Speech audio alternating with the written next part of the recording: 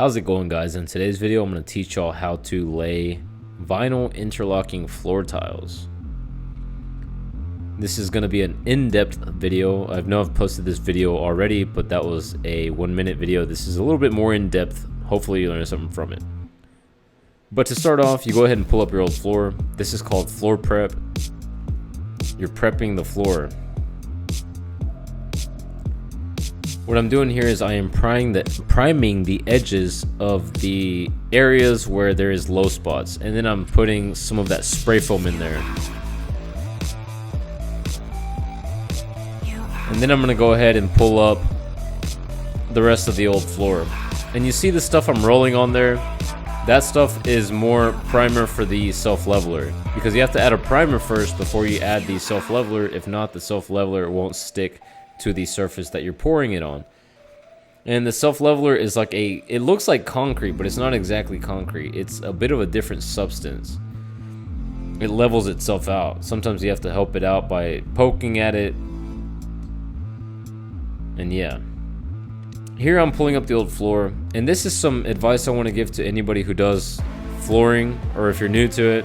I was a bit new to it during this video. Actually, I've done a lot of flooring, but I've never had to take up an old floor. Anytime you take up an old floor, keep in mind that old houses used asbestos, and I didn't realize that whole time I was working with asbestos. So the chances of me having lung cancer in the future have now gone up astronomically. So if you're dealing with old floor, wear a respirator at all times. This blue stuff here that I'm rolling on is another primer for the self-leveler. You want to go ahead and prime every area that you think is going to use self-leveler.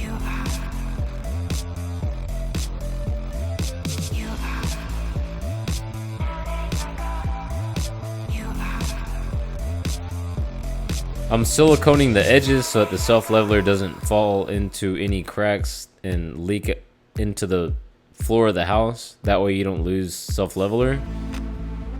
It's very easy to mix. The instructions are on the bag. Here I am pouring it into all the low spots. The bathroom probably had the most low spots, so I poured a lot in there. And in that hallway too.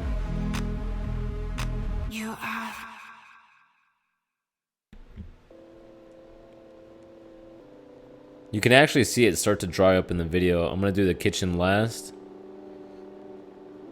I think it was about 1 a.m. I was working late into the night. So now that it's all dried up, I'm going to go ahead and start laying my floor. And let me show you a quick tutorial on how to interlock these tiles. What I have here is my interlocking floor tile. They didn't really have a name for this tile color, so if you like it, I'm going to try to find a name and I'll leave it in the description. But it's pretty simple, pretty self-explanatory.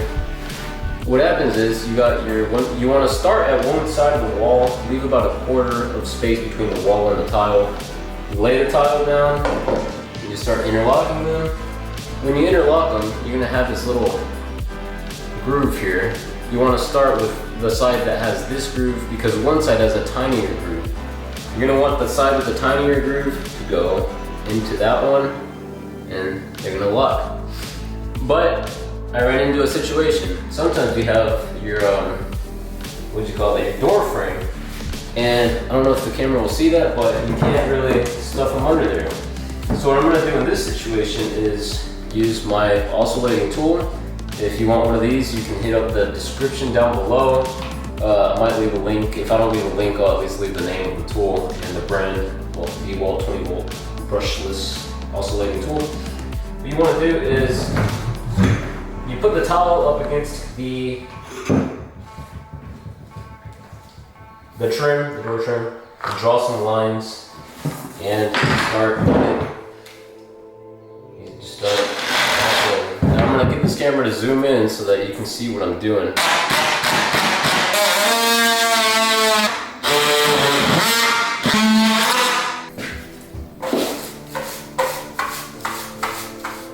Alright guys, now that I've gotten that crucial piece of information out of the way, I'm going to go ahead and describe this job a little bit more in detail. So what happened with this job was a guy was trying to flip this house, I believe. So he contracted all the work himself. which I will never do again. I will never be subcontracted again by somebody who doesn't really know what they're doing. I'm not saying he didn't know what he was doing, but what happened was he hired the painters and he hired me. And he wanted us to both work at the same time. Well, I don't think it takes much of an expert to tell you that you're supposed to paint the walls first before you lay the floor. Why? Because if you spill paint on the floor, that's going to be really hard to clean off. So, I mean, I think it's a given obvious common sense to have your walls painted first before you lay floors. Anyways, it just made it a big hassle. And I was trying to be nice to these painters by starting on the opposite end of the house where I usually would not have started at. Usually I would have started in the room over. It makes it a lot easier to interlock the tiles. But I was trying to be a genuine, friendly, helpful person, which I learned won't get you anywhere in this trade. So, you know, in this trade, you really gotta, I'm not saying be a douche or anything, but you can't be very nice to people in this trade. You have to kind of put your foot down and say, okay, I'm doing this, you can do this after, or you can do this before. So I kind of learned my lesson after this project. But anyways, I started on the opposite end to try to help these painters out. And one of the painters was really cool. I vibed with him. He was very chill, very kind to me at least. But his helper didn't like me. And I think it was out of like envy or jealousy because I'm 21 years old, probably making more than him. And, you know, I'm not bitter about it. But anyways, the other guy, he was really critiquing my work and watching me the whole time. And it really started to make me angry. So I told him to piss off. And at one point in the flooring installation, I guess, I made a little bit of a fold on one of the flooring planks.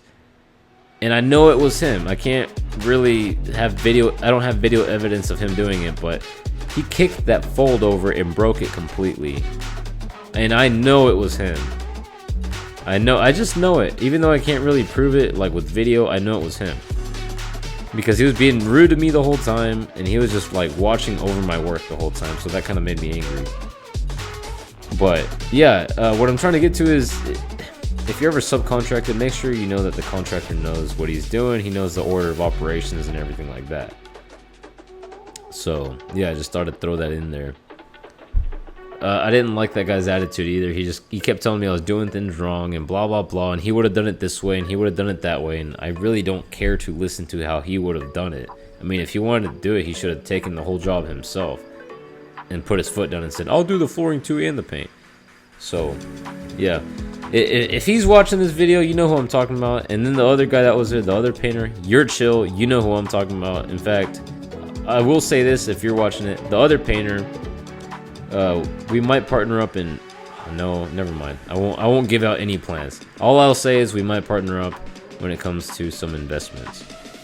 Because I actually genuinely think he's a good person trying to do good. The other guy, I don't know what he's trying to do. He hardly even showed up to the job site, and every time he was there, he was just watching me and critiquing me. But anyways, back to the flooring. This other guy that's helping me out, that's my friend Cade. He does HVAC work. He's very good at his job, and he had some time off, so he decided, he was like, hey, do you have any extra work? So I put him to work with me, and you know, he's real cool.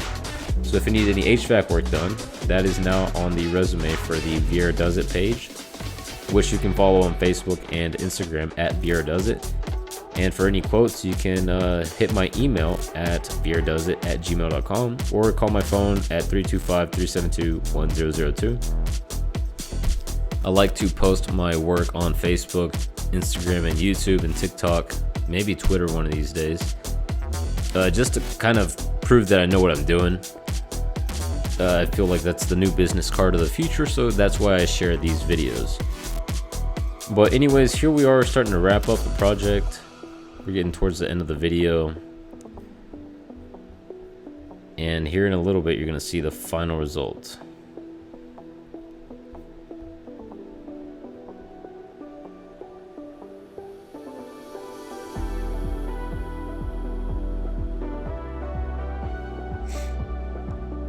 This is the flooring. I went ahead and shot some cord around all throughout the house because that's what the contractor wanted. This is what it looks like. And here are some links if you guys ever want to connect, if you ever want to give advice, or if you ever want to have a job done at your place. Please feel free to hit up one of these links. And I hope you appreciated my video. Hope you learned something today about the contractor world, about the handyman world, about laying interlocking floor tiles. If you found the video helpful, please comment down below. If you watched the whole video, made it this far, say in the comment section, comment, "I did it," and I'll reply to you.